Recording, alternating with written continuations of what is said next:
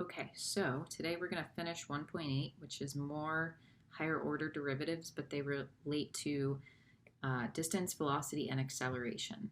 So distance is sometimes known as the position. I don't know why I spelled position like that. Let's just take away these two. Distance, sometimes known as the position equation, is often written as S of t in our book, or sometimes you'll see it as d of t.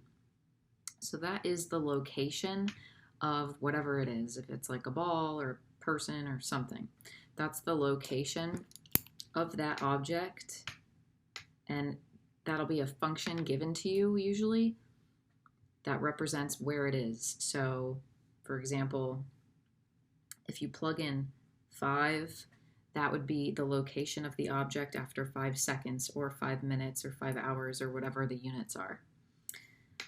If we take the derivative of the distance, that's the rate of change of the distance. So that's how the distance is changing with respect to how time is changing.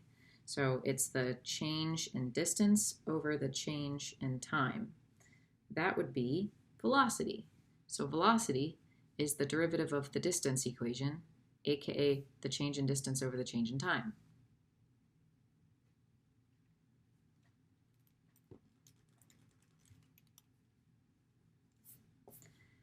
If we find how velocity is changing, so the rate of velocity, how the speed changes over a period of time,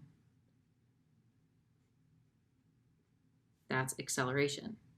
So acceleration is the second derivative of distance and the first derivative of velocity. Okay, suppose an object travels, so its distance in miles, s, from its starting point is s of t equals 10t squared. So we're going to find the average velocity between 2 hours and 5 hours. So when it says average velocity, that means we're using the average rate of change formula, which is basically just the slope formula. So what you have to do is find s of 5, subtract s of t, or not t, 2, and then divide by 5 minus 2. So you're going to plug these things in.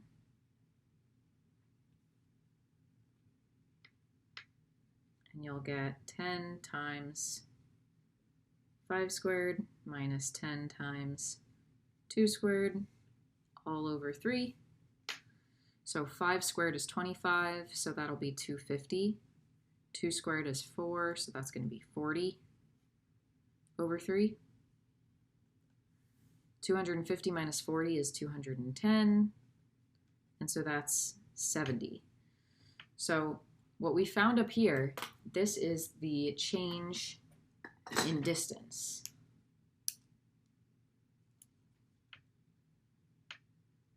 Okay, or change in possession. This is the change in time. Change meaning like difference, like literally the difference. We subtracted where it was at 5 seconds minus where it was at 2 seconds, hours. So where it was at 5 hours minus where it was at 2 hours, and then we did 5 minus 2 hours. So change in distance over change in time. So what did we find? We found the average velocity. This is going to be in miles per hour, because it says time equals hours. We know it's miles per hour because 210 is a change in miles and 3 is a change in hours, so hence miles per hour. So that would be the average speed that the object is traveling between hours 2 and hours 5. If you look at the distance equation is, it's not like linear, so the velocity, the average velocity is going to be different between hours 2 and 5 than, for example, hours 5 and 6. It's going to be different. Okay, when it asks for the instantaneous velocity is derivative. So we know how to find derivatives now. All we're going to do, if this is the distance equation, we're going to just differentiate it. Okay, and when we differentiate it, we'll get the velocity equation. So the derivative of that is 20t. if we want the velocity specifically at time equals 4 hours, you're just going to plug in 4. And so you should get 80.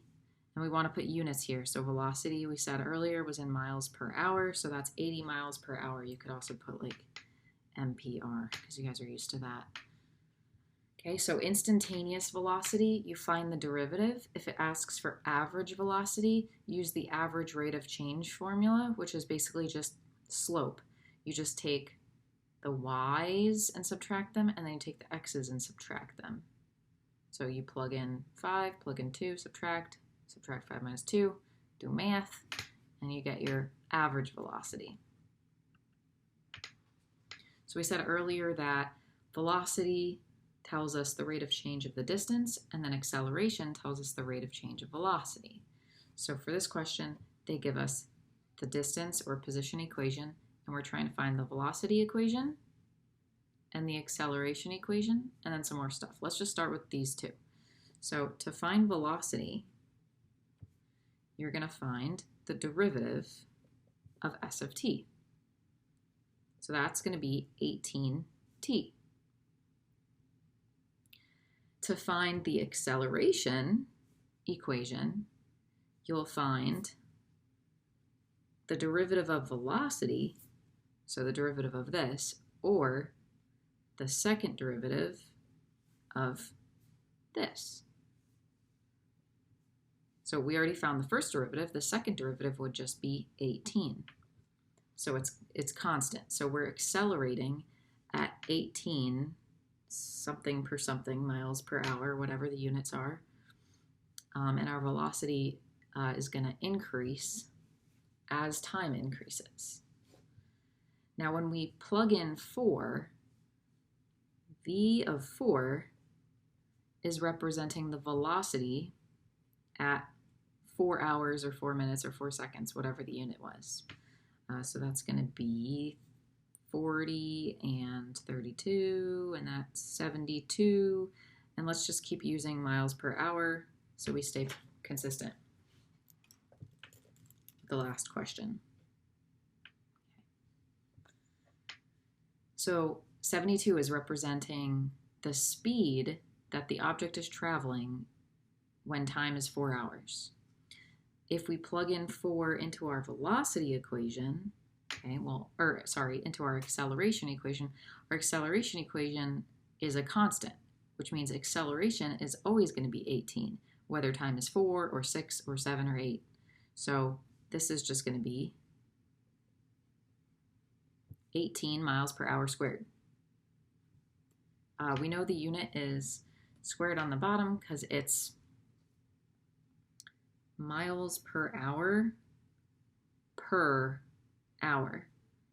Miles per hour is your velocity, right?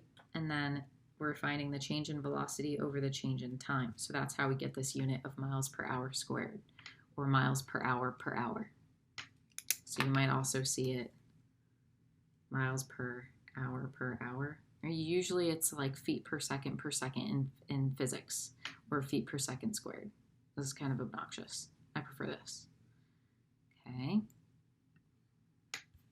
Okay, so try the U-try, pause the video, and then I'll go over it when you unpause. Okay, unpause. Let's go over it. So you're going to find the velocity equation by taking the derivative of the distance equation. You should get negative 20t plus 2. Then you'll find acceleration by taking the derivative of velocity, which is the second derivative of the distance or position equation. And you should get negative 20, which means it's decelerating instead of accelerating. Then it asks you to find the velocity when time is 1 second. So you're going to just plug in 1 into your velocity equation.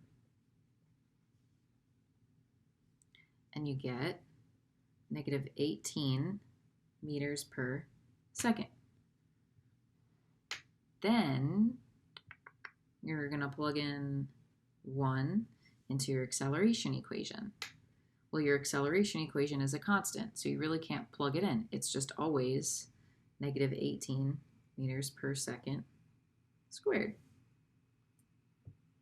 Okay, now hopefully that was enough clarification for you to finish up the homework.